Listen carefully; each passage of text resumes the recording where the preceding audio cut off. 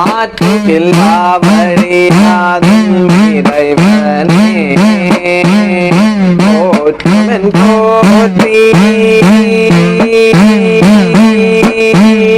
போற்றுமன் போற்றி புகழ்மின் புகழ்ந்தெழு மேத்திசைக்கும் கிழக்கும் திசையேற்றோடும் மாற்றுவன பரே ஆட்டவுமாமே.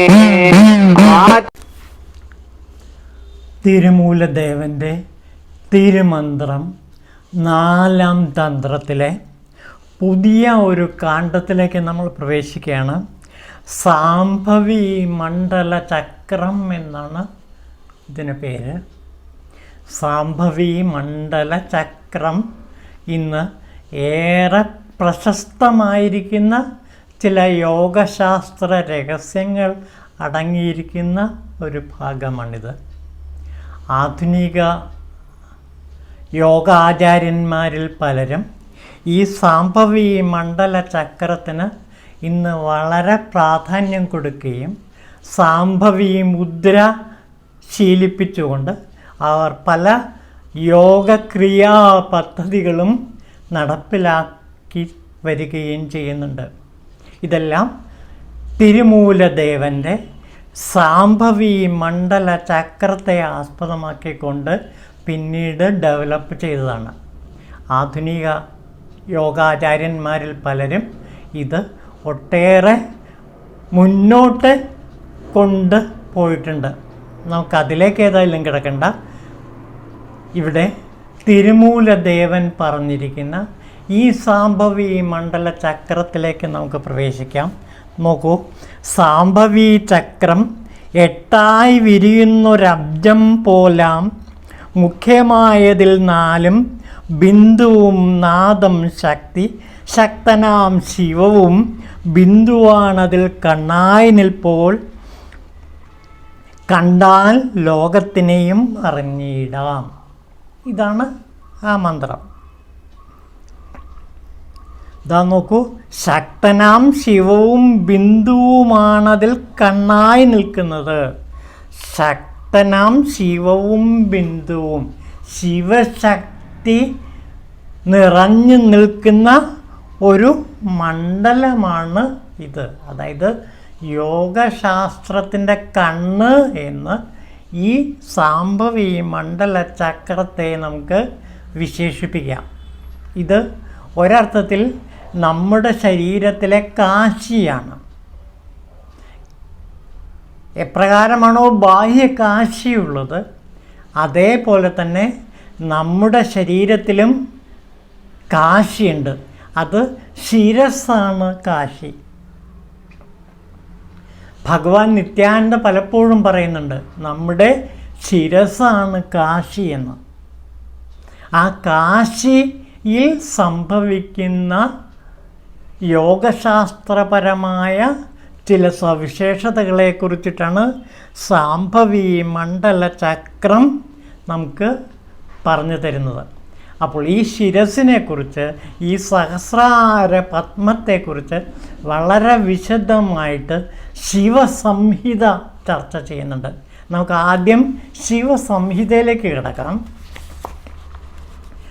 സഹസ്രദള പത്മത്തെക്കുറിച്ചിട്ട് ശിവസംഹിതയിൽ പറയുന്നതാണ് സുഷുമ്ന മേരുണ യാതാ ബ്രഹ്മരന്ധ്രം യതോ അസ്തി വൈ തതശ്ചൈഷ പര്യാവൃത്യ തദ്ദാജ്ഞാപി മത് ദക്ഷിണേ എന്നാണ് ഇതിൽ ശിവസംഹിതയിൽ ഭഗവാൻ ശിവൻ പറയുന്നത്. അതിൻ്റെ മലയാള അർത്ഥം നമുക്ക് നോക്കാം. നോക്കൂ, സുഷുമ്നാനാഡി മേരുദണ്ഡത്തിലൂടെ ബ്രഹ്മരന്ധ്രത്തിൽ എത്തുന്നു. അതാണ് ഇവിടെ പ്രധാനപ്പെട്ട കാര്യം. ഈ സുഷുമ്നാനാഡി ബ്രഹ്മരന്ധ്രവാതിലിൽ മുട്ടുന്നു. അവിടെ നിന്ന് ഇവൾ തിരിച്ചു വന്ന് ആജ്ഞാചക്രത്തിൻ്റെ വലത്തുകൂടി ഇടത്തുമൂക്കിൽ പ്രവേശിക്കുന്നു. ഇതിനെ ഗംഗ എന്ന് വിളിക്കുന്നു. ഇടതുമൂക്ക് ഗംഗയാണ്. പിന്നെ തുടർന്ന് പറയുന്നത്, ഞാനതിൽ സംസ്കൃത ശ്ലോകങ്ങൾ വായിക്കുന്നില്ല, മലയാള അർത്ഥം മാത്രം നമുക്ക് നോക്കാം. ബ്രഹ്മരന്ധ്രം എന്ന പത്മം സഹസ്രാര പത്മം എന്നറിയപ്പെടുന്നു. അതിൻ്റെ കീഴങ്ങിൽ ഇരിക്കുന്ന യോനിയിൽ ചന്ദ്രൻ ഇരിക്കുന്നു. അവളുടെ ത്രികോണ വടിവിൽ നിന്ന് എപ്പോഴും അമൃതം ഒഴുകുന്നു. അവിടെ നിലാവിന് സമം ഇടയിലൂടെ അമൃത് ഒഴുകുന്നു. അതിലൂടെ നിരന്തരം അരുവി പോലെ അമൃത് ഒഴുകി ഇടത്തെ മൂക്കിൽ എത്തുന്നു. യോഗിമാർ ഇതിനെ ഗംഗ എന്ന് വിളിക്കുന്നു. പിന്നെ ആജ്ഞാചക്രത്തെക്കുറിച്ച് പറയുന്നുണ്ട്. ആജ്ഞാചക്രത്തിൻ്റെ വലതു ഭാഗത്തു നിന്നും ഇടതു മൂക്കിൽ ചെല്ലുന്നു. ഇവിടെ ഉദ്ദക എന്ന ഇടവരണ എന്നിങ്ങനെ അറിയപ്പെടുന്നു. അവിടെ 3 തരത്തിലുള്ള പേരുകളാണ്. ഉദഗോഹ, പിന്നെ ഇട, വരുണ എന്നിങ്ങനെയുള്ള ഭാഗങ്ങളിലേക്ക് അത് എത്തിച്ചേരുന്നു. ഇങ്ങനെ രണ്ടിൻ്റെയും മധ്യത്തിൽ വാരണാസി, കാശി എന്ന് ചിന്തിക്കണം. അപ്പോൾ കാശിയും ഗംഗയും എല്ലാം തന്നെ ഇവിടെ നമുക്ക് ശിരസിലും ആ ആജ്ഞാചക്രത്തിലും എല്ലാം തന്നെ ദർശിക്കാൻ കഴിയും. അപ്പോൾ ബാഹ്യകാശി എന്ന് പറയുന്നതും ബാഹ്യഗംഗ എന്ന് പറയുന്നതുമെല്ലാം നമ്മുടെ ശിരസിലുള്ള ഭാഗങ്ങൾ തന്നെയാണ്. അതാ നോക്കൂ, ഇവിടെ അതാണ് പറയുന്നത്. സാംഭവീ ചക്രം 8ആയി വിരിയുന്ന ഒരു അബ്ജം പോലെ, 8ആയി വിരിയുന്ന ഒരു താമരപ്പൂ പോലെയാണത്. ശിരസ് സഹസ്രാര പത്മം എന്ന് പറയുന്നത് താമരപ്പൂ പോലെയാണ്. ഇതാ അതിൻ്റെ അർത്ഥം ഇതാണ്. ശാംഭവീ മണ്ഡല ശക്തി ഇവിടെ നമ്മൾ കാണുകയാണ്. സഹസ്രദള താമരയിൽ വിടർന്ന 8 ഇതളിനും മേൽ 4 ഇതൾ മേൽപോട്ട് കൂമ്പി നിൽക്കുന്ന ബ്രഹ്മരന്ധ്രമുണ്ട്. 4 ഇതൾ മേൽപോട്ട് കൂമ്പി നിൽക്കുന്ന ബ്രഹ്മരന്ധ്രം. ഈ ബ്രഹ്മരന്ധ്രത്തിൻ്റെ വാതിൽ തുറക്കുമ്പോൾ എന്ത് സംഭവിക്കുന്നു? ബിന്ദു, നാദം, ശിവം, ശക്തി എന്ന 4 തത്വങ്ങൾ അവിടെ നിലകൊള്ളുന്നു. അതിൽ ബിന്ദുവാണ് കാതലായ ശക്തി. അപ്പോൾ ബിന്ദുവാണ് കാതലായ ശക്തി. അത് നാദത്തോട് ചേരുന്നു. ആത്മാവിൻ്റെ മോക്ഷപ്രാപ്തി നൽകുന്ന ഏകശക്തി ഈ ബിന്ദുവാണ് എന്ന് ഓർക്കുക. ഇതാണ് ഈ 4 വരികളുടെ അർത്ഥം. അപ്പോൾ 4 ഇതൾ കൊണ്ട ബ്രഹ്മരന്ധ്രവാതിൽ, ഒരു താമരമുട്ട് മുകളിലേക്ക് കൂമ്പി നിൽക്കുന്നു. ആ 4 ഇതൾ മൊട്ട് വിടരുമ്പോൾ എന്ത് സംഭവിക്കുന്നു? ബ്രഹ്മരന്ധ്രവാതിൽ തുറക്കുന്നു. അങ്ങനെ ബിന്ദു, നാദം, ശിവം, ശക്തി എന്നീ 4 തത്വങ്ങൾ അവിടെ നിലകൊള്ളുന്നതായിട്ട് നമുക്ക് അനുഭവപ്പെടുന്നു.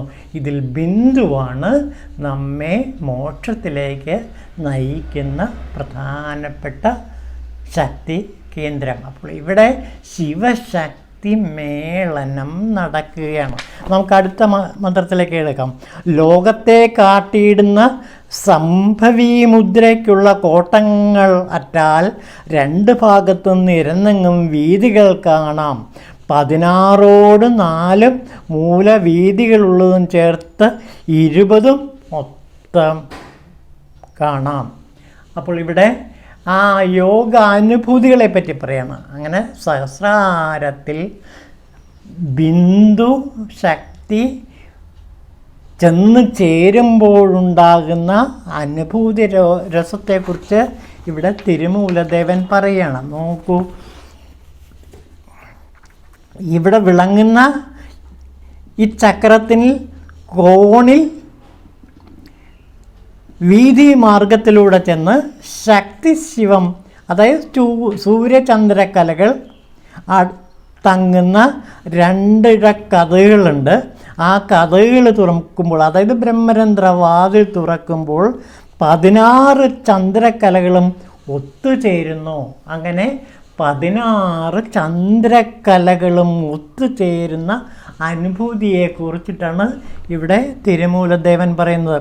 അത് ഒന്നിച്ച് സംഗമിച്ചാൽ ആ സംഗമം കൊണ്ട് 20 തത്വങ്ങളായ സൂക്ഷ്മജീവൻ്റെ സ്ഥൂലബന്ധമറ്റ് പോകുന്നു. അപ്പോൾ സ്ഥൂലബന്ധമറ്റ് അത് സൂക്ഷ്മതലത്തിലേക്കും സൂക്ഷ്മതരമായ തലത്തിലേക്കും എത്തി അത് മോക്ഷത്തിലേക്ക് നമ്മെ കൊണ്ടെത്തിക്കുന്നു. അപ്പോൾ 20 തത്വങ്ങളെയും സ്ഥൂല തത്വങ്ങളെയും ഇത് ഇല്ലാതാക്കുന്നു. അപ്പോൾ ശരീരത്തിലെ 20 തത്വങ്ങളെയും ഈ സമയത്ത് ഇല്ലാതെ ആകുന്ന അനുഭവമാണ് നമുക്ക് ഉണ്ടാകുന്നത് എന്നാണ് തിരുമൂലദേവൻ ഇവിടെ പറയുന്നത്. ഇനി അടുത്ത പാഠത്തിലൂടെ നോക്കാം. അപ്പോൾ ഇവിടെ ലോകത്തെ കാട്ടിയിടുന്ന സാംഭവി മുദ്രയ്ക്കുള്ള കോട്ടങ്ങളറ്റാൽ 2 ഭാഗത്തും നിരന്നെങ്ങും വീഥികൾ കാണാം. അപ്പോൾ ചില ദർശനങ്ങൾ ഉണ്ടാകുന്നത് 2 വീഥികൾ നമുക്ക് അവിടെ കാണാൻ കഴിയും. അത് സൂര്യചന്ദ്ര കലകളാകുന്ന ആ വീഥികൾ നമുക്ക് അനുഭവപ്പെടും. അവിടെ പറയുന്ന വളരെ പ്രധാനപ്പെട്ട ഒരു കാര്യമുണ്ട്, സാംഭവി മുദ്ര. എന്താണ് ഈ സാംഭവി മുദ്ര എന്ന് യോഗശാസ്ത്രത്തിൽ വ്യക്തമാക്കുന്നുണ്ട്. അതായത് നമ്മുടെ 2 കണ്ണുകളും പുരിക മധ്യത്തിലേക്ക് ഭ്രൂമധ്യത്തിലേക്ക് ഏകാഗ്രമാക്കുന്ന ഒരു യോഗമുദ്രയാണ് സാംഭവി മുദ്ര. ഈ സാംഭവി മുദ്ര ഡെവലപ്പ് ചെയ്യുമ്പോൾ ഈ അനുഭൂതികളെല്ലാം നമുക്ക് ഉണ്ടാകുന്നു. അതായത് കാശിയിൽ നമുക്ക് എത്തിച്ചേരാൻ കഴിയുന്നു. കാശി എന്ന് പറയുന്നത് ശിരസ്, ഗംഗ എന്ന് പറയുന്നതും അവിടെ തന്നെ. അതേപോലെ തന്നെ വാരണാസി അഥവാ കാശി, അത് ഈ ഭാഗം തന്നെയാണ്. അപ്പോൾ അവിടെ എന്താണ് സംഭവിക്കുന്നത് നോക്കൂ.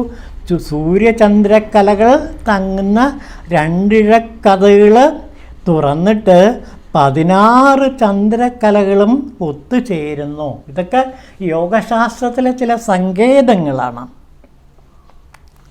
പിന്നെ അടുത്ത ശ്ലോകത്തിലും പറയുന്നുണ്ട് 20 വരകൾ കൊണ്ടതാണ് ഈ ചക്രം. അത് ബാഹ്യമായ ചക്രം വരയ്ക്കുന്നുണ്ട്. 20 വരകൾ കൊണ്ടതാണ് ഈ സാംഭവി ചക്രം. നടുവിലുള്ള 4 നൽവീഥികളുടെ മധ്യേ നല്ലൊരു ലിംഗവടിവിലും 4 കോണുകളിലും ചതുർലിംഗമായും ഇടവെളി മൂലകൾ 4ലും 4 പുഷ്പാകൃതിയിലും പിന്നെ മധ്യേയും പുഷ്പാലങ്കൃതമായ ചക്രം ഒന്ന് വിരിയും. ആ ചക്രം എങ്ങനെയാണ് വരയ്ക്കേണ്ടതെന്ന് പറയണം, നമുക്കിവിടെ പ്രസക്തമല്ല. അതായത് സാംഭവി ചക്രം ശിരസിൽ വിരിയുന്നു. അതായത് ആത്മാവിലടങ്ങിയ കുണ്ടലിനി ചന്ദ്രസൂര്യ അഗ്നിമണ്ഡലങ്ങളുമായി ലയിച്ചു ചേരുന്നു. അപ്പോൾ ഇവിടെ പറയുന്ന ഈ സാങ്കേതിക പദങ്ങളെല്ലാം മാറ്റിവെച്ചാൽ അതിൻ്റെ അർത്ഥം നമുക്ക് ഇത്രയേ ഉള്ളൂ. അതായത് കുണ്ടലിനി ശക്തി എന്ത് സംഭവിക്കുന്നു? ചന്ദ്രസൂര്യ അഗ്നികലകളുമായി ഒന്നിച്ചു ചേരുന്നു. അതാണ് ഈ കാശി എന്ന് പറഞ്ഞ സാംഭവി ചക്രം. അപ്പോൾ സാംഭവി ചക്രം എന്ന ഈ ശിരസിൽ എന്താണ് സംഭവിക്കുക?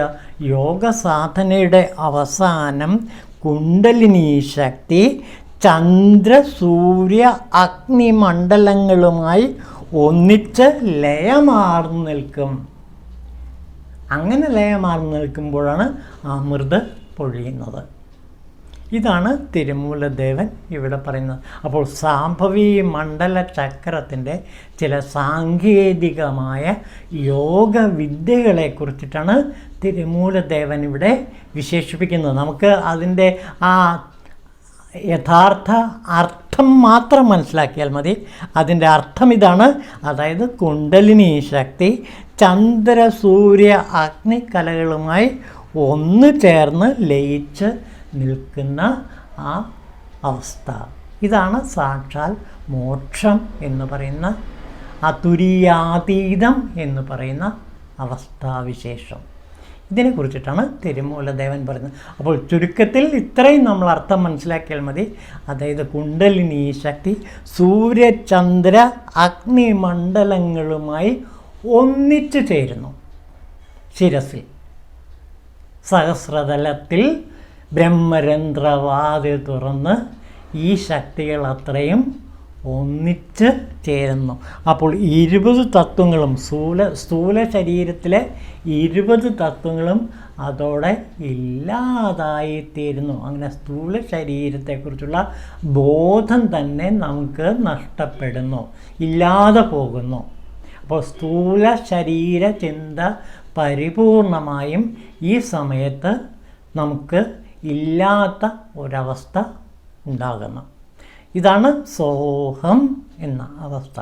ഞാൻ അത് തന്നെ. ഇവിടെ അഹം എന്ന് പറയുന്നത് ഈ കുണ്ടലിനി അഗ്നി സൂര്യചന്ദ്ര അഗ്നിമണ്ഡലങ്ങളുമായി ഒന്നിച്ചു ചേരുന്ന അവസ്ഥ വിശേഷമാണ്. ഇതൊക്കെ യോഗാനുഭൂതിയുടെ അവസാന ഘട്ടത്തിൽ നമുക്ക് അനുഭവപ്പെടുന്ന അനുഭൂതികളാണിത്.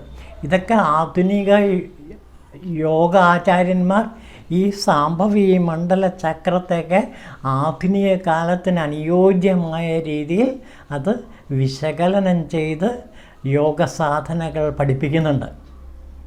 അതിനെക്കുറിച്ചൊക്കെ നമുക്ക് പിന്നീട് സംസാരിക്കാം. ഓം ശിവായ തിരുമൂലദേവായ നമഃ.